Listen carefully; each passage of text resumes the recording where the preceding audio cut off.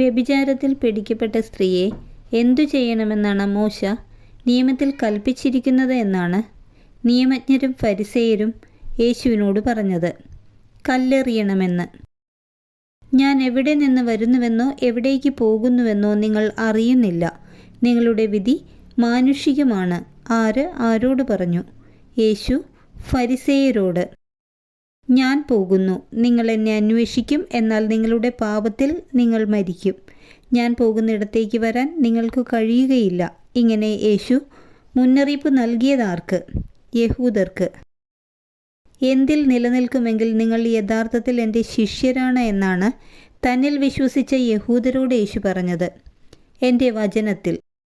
സത്യം സത്യമായി ഞാൻ നിങ്ങളോട് പറയുന്നു, അബ്രാഹം ഉണ്ടാകുന്നതിനു മുൻപ് ഞാനുണ്ട് എന്ന് യേശു പറയുന്നത് കേട്ട യഹൂദർ ചെയ്തതെന്ത്? അവനെ എറിയാൻ കല്ലുകൾ എടുത്തു.